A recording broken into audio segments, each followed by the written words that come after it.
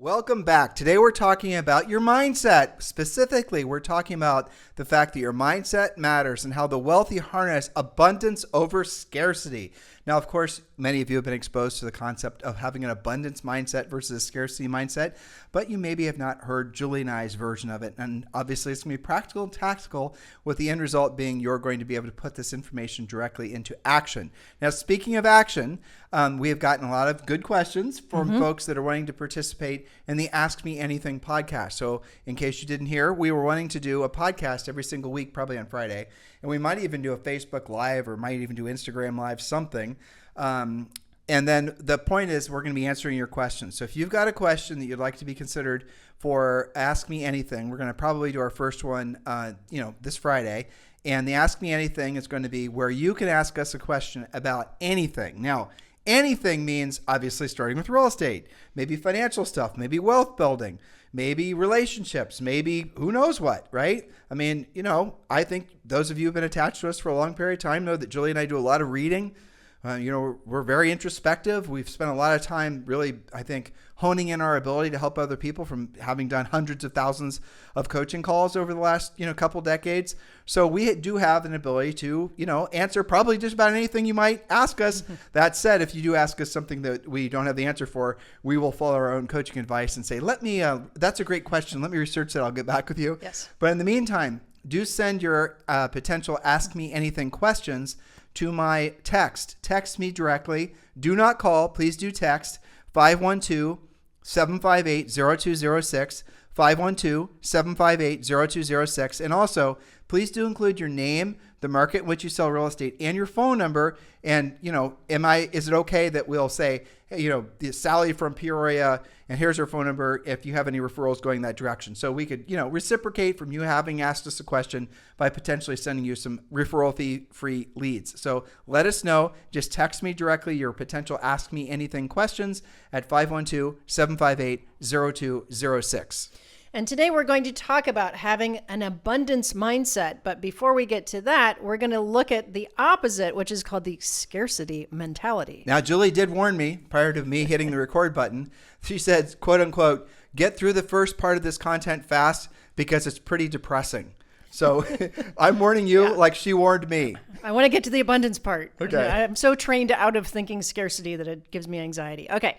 Many individuals are firmly entrenched in the scarcity mentality and probably don't even know it. They perceive life as a limited resource, akin to a single pie to be divided amongst everyone. Consequently, if one person claims a large slice of the pie, it's believed to leave less for everyone else. That's why it's called scarcity mindset. This mindset operates on a zero-sum paradigm where one's success is viewed as directly detracting from the opportunities available to others. Individuals with a scarcity mentality struggle to share recognition, credit, power, or profit, even with those who contribute to their achievements. Moreover, they find it challenging to celebrate the success of others genuinely. If you have a scarcity mindset, you believe that money, friends, success, and promotion are scarce. Do you remember that movie with Daniel Day-Lewis in it, where he was playing the guy who worked at who was essentially an oil baron? Oh yes. And he's sitting outside talking with his not real brother but supposed brother, and he said, "I have a competition in me." I do remember that. Some of you guys are movie buffs, you know what I'm talking about. Where he basically said he can't stand when other people win and it drives him crazy, and he blamed it on competition. But the reality of it is that was definitely, I think, a living, breathing example, very well portrayed by Daniel Day-Lewis, of a scarcity mindset. And again, to really underline what Julie's saying, the belief that because somebody else has means you cannot have.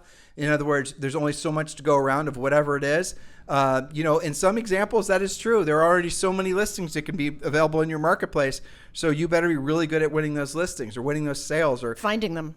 Yeah, exactly. So competition is real, but to believe that there's only so much to go around is fake. And it is something that is holding all of us back. And that scarcity mindset affects your thoughts, your actions, your outlook, as well as your perception of and by everyone else. The scarcity mindset keeps you from saving. You find it challenging to save time and money because both are scarce. If you have either, you spend it immediately before something happens to it. So let's test quickly to see if you have some scarcity mentality tendencies. Now, some of you will only have these tendencies when you're tired or you're hungry or you're out of leads or something weird happened to you. Others of you, you don't even realize it, but it's a bit of a lifestyle. But so we'll get through these 11. Some of you are tired, hungry, out of leads, and not financially successful because of the scarcity mindset. Yeah. I mean, it really is one of these switches that once you flip it, you'll never go back. That's right. So pay attention and write down, circle, underline, whichever ones of these you're falling into. There are 11 ways. There's more, but these are the most obvious, and I don't want to dwell on them. So if you're scarcity minded, we'll find out in your real estate practice. Now, note to self, if you can answer yes to even half of these, you have a mindset challenge that must be corrected before you can reach your next level. That's just a fact. You can be successful with a scarcity mindset. I gave you an example from that movie Julie and I watched, but you'll only go so far. You might find yourself being super successful, but having no personal relationships. Being miserable. Or giving up your health or all the other things. So, again, abundance versus scarcity. And after the test, we'll get to the good stuff as promised, the mindset of abundance. So a quick 11 things. Pay attention if this affects you.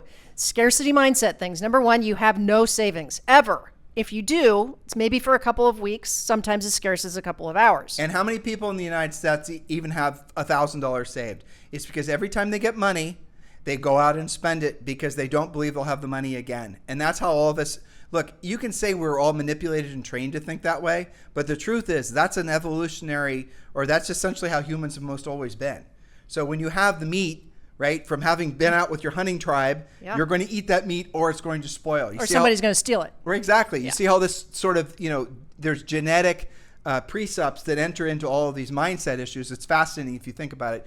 But many of you aren't as nerdy as we are, so we won't think about it That's why on you the have podcast. Us. All right, point number 2, with regards to real estate specifically, you believe there's only so much money to go around and often get into conflict over commissions, both with clients and other agents. You're a big fan of the procuring cause argument. I had the lead first. I have to write the deal. I need the commission.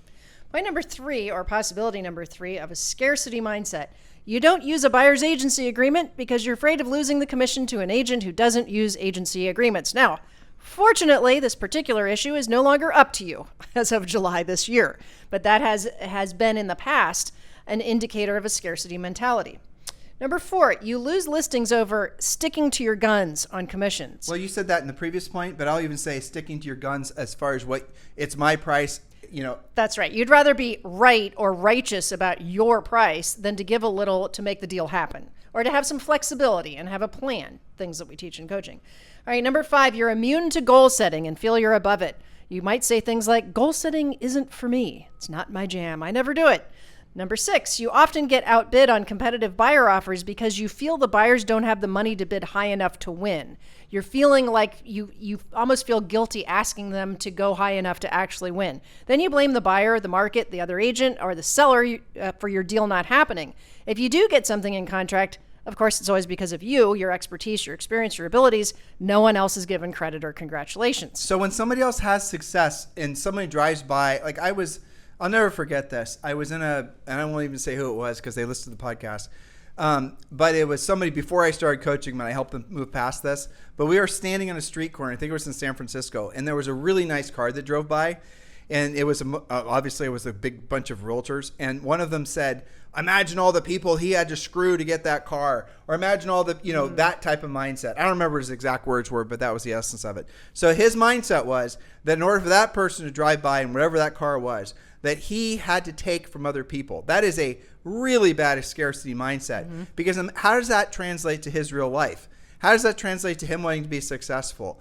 What happens is a scarcity mindset in a lot of ways. It becomes like a comfortable sweater. You never want to take it off because it's always an excuse not to ever force yourself or give yourself permission to become the best version of yourself as a real estate practitioner. Because after all, why would you want to learn how to go after expired listings, or why would you want to learn how to actually help more people if you're believing there's only so much to go around? What's the damn point?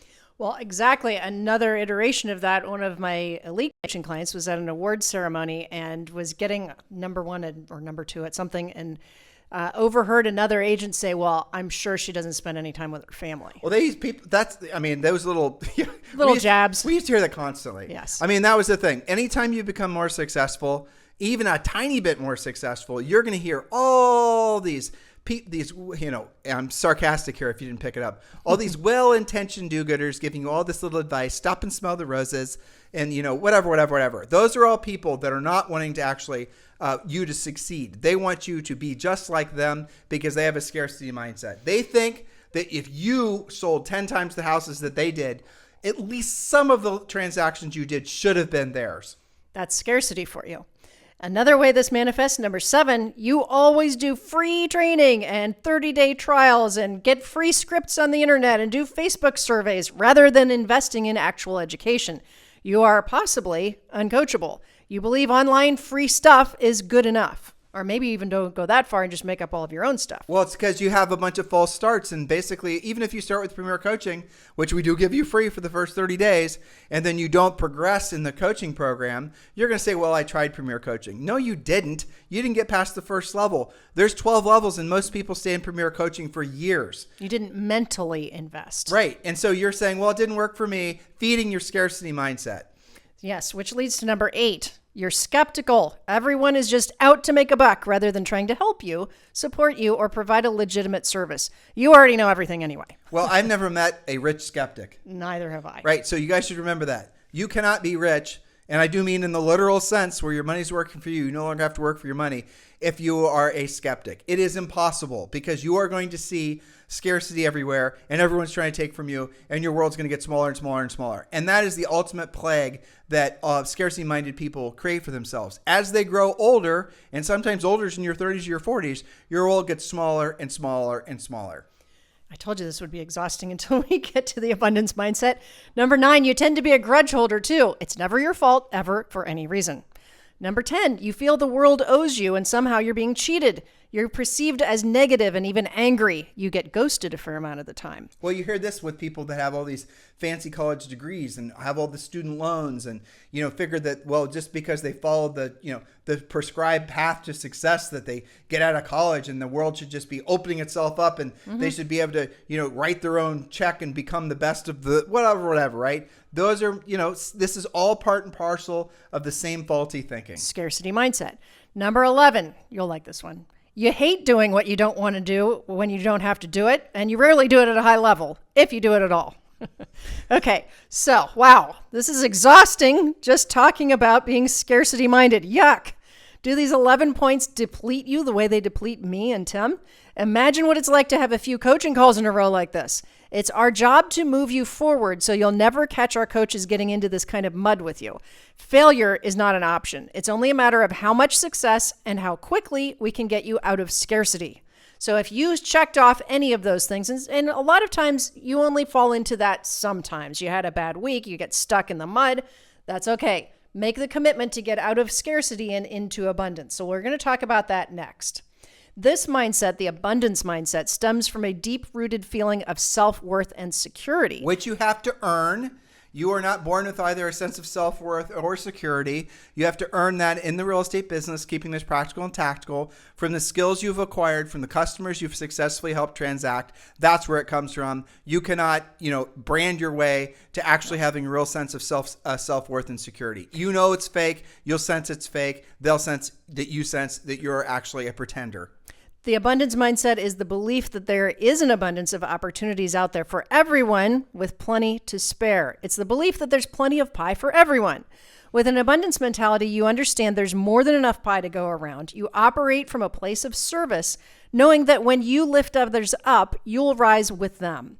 It's not just about making a buck. It's about creating abundance for yourself and those around you. You're actively pursuing best practices. You're upgrading everything from your mindset to your skill set with enthusiasm. You understand that your income directly results from helping your clients achieve their goals so you can achieve your goals. Okay, so what comes first? Now think about this. You're going to work on your mindset, and after you've got your mindset in a perfect position, then you're going to take action and finally do what you don't want to do when you don't want to do it at the highest level. I'm going to shave a whole bunch of, learning curve off for all of you.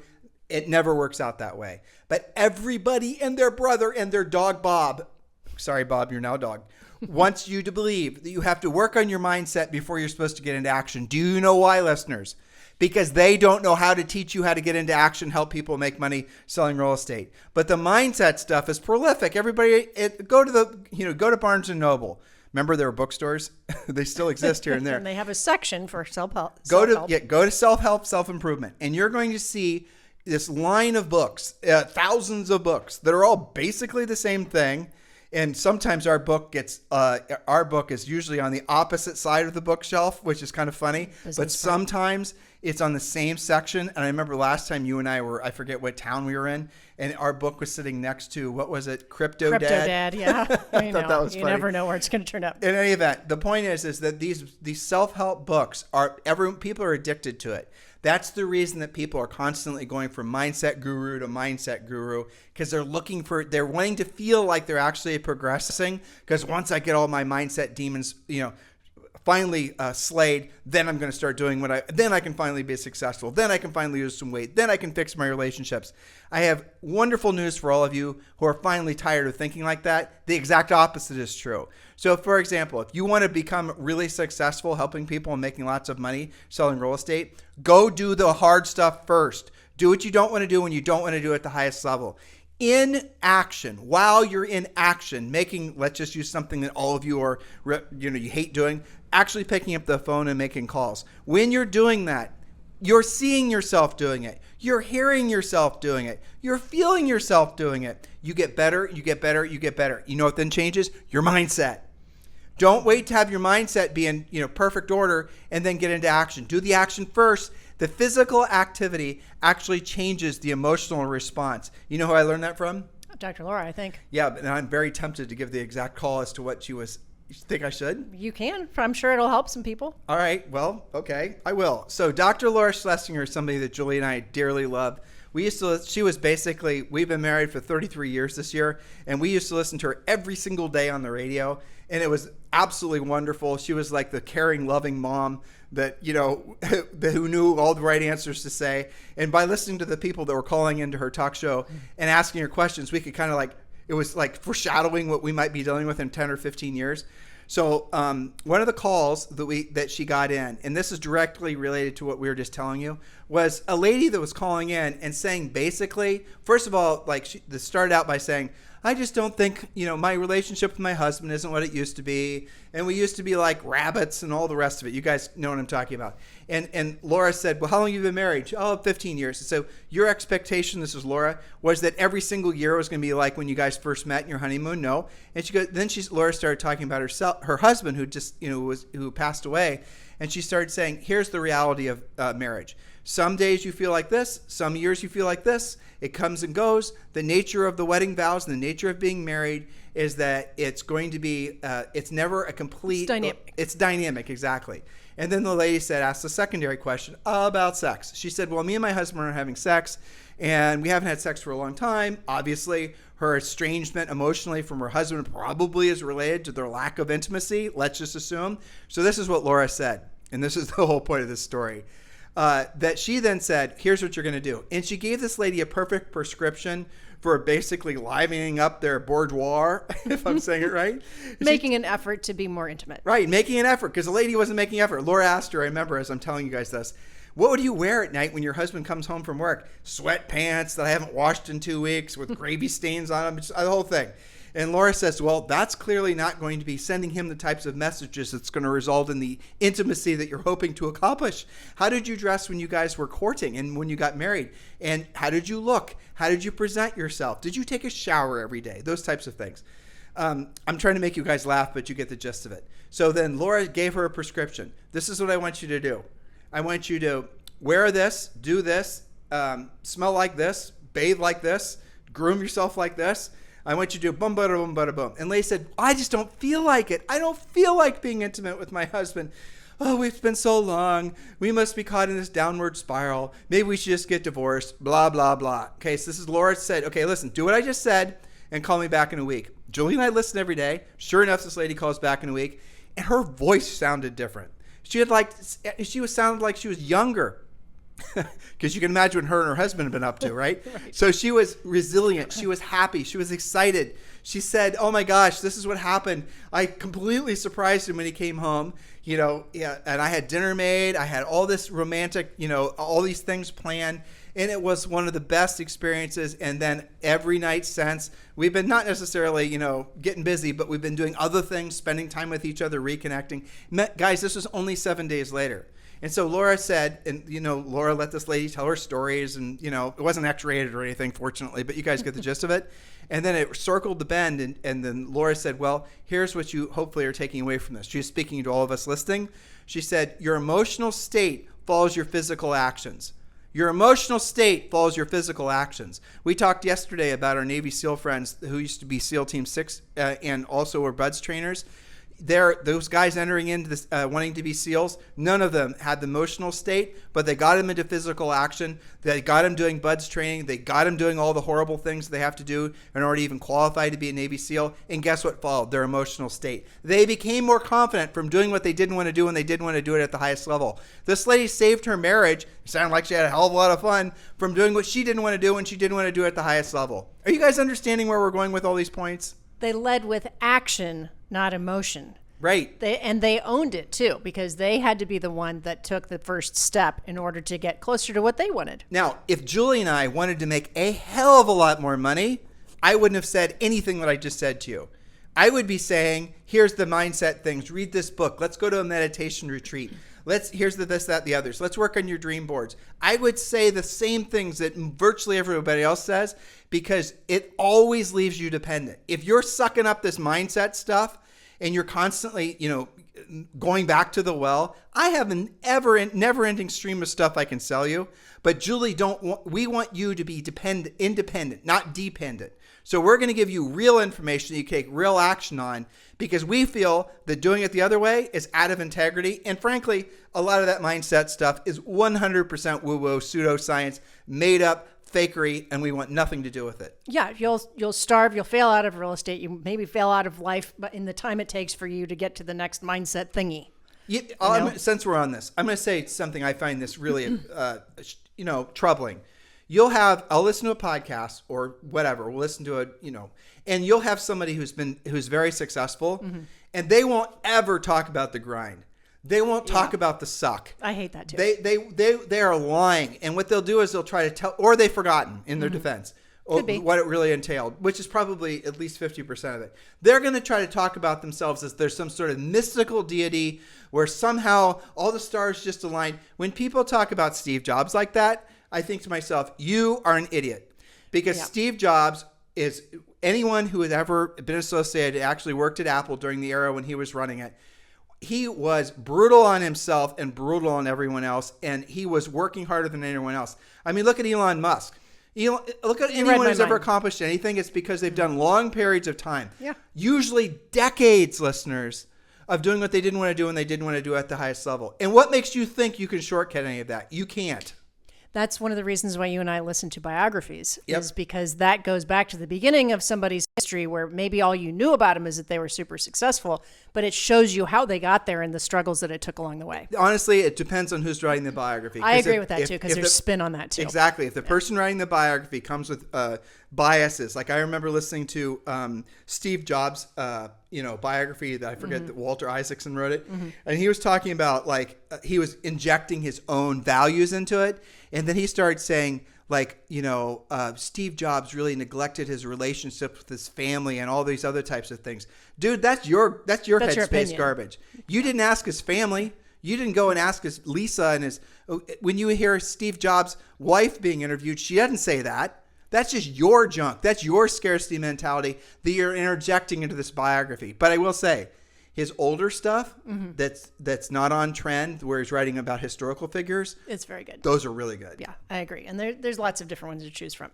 So that leads us to the action plan, not just trying to manifest it into existence, the action plan for your abundance mindset reset. So we're going to go over several different things that you can deploy immediately. Maybe you want to do a combination of these things to rehab that scarcity mindset into abundance. Number one, have appreciative conversations. Rather than talking about the things that you don't have, try to engage in conversations with friends and family about the multitude of things you do have and what they have. Be appreciative. Life is full of abundance. Monitor your complaintometer and have more positive than negative conversations with your prospects, your clients, your friends, and your family. Now, have is enjoying the weather. Have is your health. Have Yes. is the very fact that you're going on a walk today and enjoying, each other's company. Have is the cup of coffee you guys are both having. You guys get it? Have doesn't have to be your new $30,000 Hermes purse. Well, exactly. Keeping things in perspective. It's something coaching clients will come to the call. Something went wrong. Something went sideways. Tell me 3 things that went right for you in the past day, in the past week. You're recalibrating your mindset. Well, you and I have conversations like that probably at least one day a week because Grumble Butt, aka Zoe, may have gotten the better of you in the morning on Sometimes. on the school run, and you come home basically, with your butt kicked by our munchkin, and I have to rebuild you. And you do a great job. We go on a walk and you turn it around and it's all good. Exactly, because I just have you start noticing the beautiful things. And all of us, if you're alive, guys, you are blessed. If you wake up in the morning and you're looking at the green side of the grass, you are blessed. You have been blessed in the literal sense, and you have beauty all around you. Exactly. Very well put. Number 2, follow a media-free morning in life. Almost every form of media in some way revolves around cultivating a desire for things that you don't have, which is a key element of the scarcity mindset. Media highlights loss, fear, and anxiety. Why would you voluntarily sign up for that?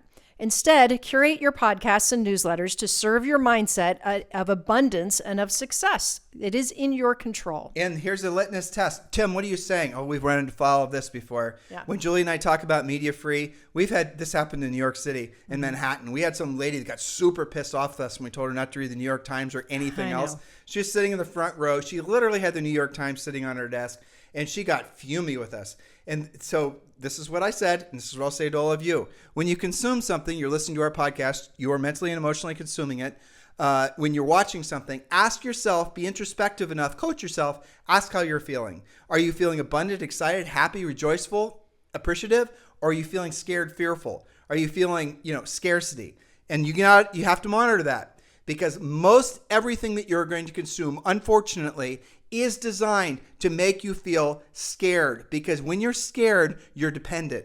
You want somebody else to solve your problem. The world's problems are too damn big. Vote for me. Guys, get it? So the best thing you can do if you want an instant fix, or at least start on a fix for your mindset issues, is going to be purge all forms of media. Julie, point number 3. Point number 3, cultivate your generosity and philanthropy. By sharing what you have with others, you begin to see several things. And sharing can be things that could be time, it could be money. Sharing means different things. First, you often feel good about what you've shared. You've improved the other person's life. This gives you an immediate adrenaline boost, keeping you in a positive and abundant mindset. Second, you often don't even miss what you've shared. And third, when you share regularly, the law of reciprocity is on your side, and people will give back to you. You can practice generosity through sponsoring or promoting client events centered around charity. Host a school supply drive, a toy drive, a food drive, or volunteer at a past client's event. I'll even break it down even farther, Julie. Even if you're not in a financial position to, giving away money, and that's fine. You can make a contribution in alignment with Julie's previous point number 3, by just helping other people. And guess what? You're in a people helping business, so you're already basically in that spot.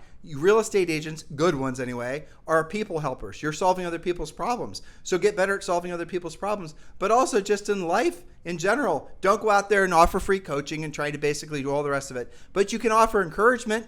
You can open a door for somebody. You can let somebody cut in front of you in traffic, or if you live in Puerto Rico, they're going to cut in front of you anyway.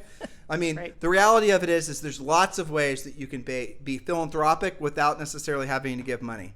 Very well put. And there's opportunities every single day. In fact, we did a podcast about this around Thanksgiving. We did a 2-part series about all the different ways you can be giving. All right, number 4, create win-win situations instead of winner-loser situations. One hallmark of the scarcity mindset that we're trying to get away from is that for every winner, there must be at least one loser. Not everyone can win because there's simply not enough to go around. Negotiations in real estate are the obvious application of this. Negotiation means bringing two parties together for a mutually beneficial outcome, not trying to kill the other side. So be careful how you operate when you're negotiating. You're trying to get to an acceptable conclusion. Now, I do want to say that the mindset gurus are going to try to not have you ever use the word competition. Have you noticed that, True. dear listener? Those are the people that you need to avoid, because the reality of it is everything in life is you have to compete for it. But that does not mean there's not enough to go around. It just means if you've lost that particular listing, let's say, you learn from that experience and you find out, ask the seller why they hired Bob and not you, and then learn from that, and then don't lose the next one. And say next. Right. Go on to the next say one. next. But don't believe, oh, I have an abundance mindset. I'm just going to don't let the woo-woo sneak into your brain, because you're not going to attract anything to you other than more failure. You're going to have to learn to be competitive. And what is competition? Especially in real estate. Why are certain people rich and other people aren't? It's because they realize that, and they maybe have mentally and emotionally already connected the dots. But the more abundance that somebody has in their life, it's from a direct relationship to the number of people that they've helped. So if you're experiencing scarcity, it's because your approach to life is that of someone who believes in scarcity, and thus you're not putting yourself in a position to abundantly help enough other people. That really is the essence of it. So when that guy drives by in that nice car, the idea isn't that he took anything away from anybody. The idea is, think about all the people he had to help to afford that nice car. Think of the business he had to create. Think of the employees he had to hire. Think of all the side stream benefits that came from the fact that he wanted that car. That's abundance. Very well put. And I think that's a different way than a lot of people think. It's not, Julie, for sure, but it's not. It's everyone naturally wants to think that way. Mm-hmm. I don't think anybody naturally thinks in a scarcity mindset. I think people are trained to think scarcity. They're influenced to get there. And I'll tell you why I know that. Mm-hmm. Zoe and her friends. Yeah. You ever hear scarcity mindset from Zoe and her friends? Never. Nope. Okay. So I think what happens is, over time, people are trained to think smaller and smaller and smaller, because societally, politically, all the words. Yeah, it's learned. They want you to be in a very small box where you are dependent. And that is the unfortunate truth of what's going on. That is the heart, that and a lack of religion and not enough respect for family and all these other things are the heart of basically what needs to be mended in our society, in our country, and really globally. Agree. Yeah, 100%. And we can all do our part by getting into that abundance mentality and doing some of these things. So number 5, and we might not get to all of our points today, but number 5, stating that it's too soon to tell will serve you well. You talked about this a little bit on yesterday's pod. Sometimes bad stuff does happen. When it does, the scarcity mindset will often come back to haunt you. I didn't get that listing because, and then you'll fill up some bullshit. It's not fair. It's not fair because that other listing agent, the agent they hired, told them a higher price, lower commission. Or she's younger and prettier, or he's older and more handsome, or fill in the blank. They overpriced it. They gave away this. They gave kickbacks. They did that, and whatever. Okay, well, you've got to instead say it's too soon to tell. Use your affirmations. If it's meant to be, it's up to me.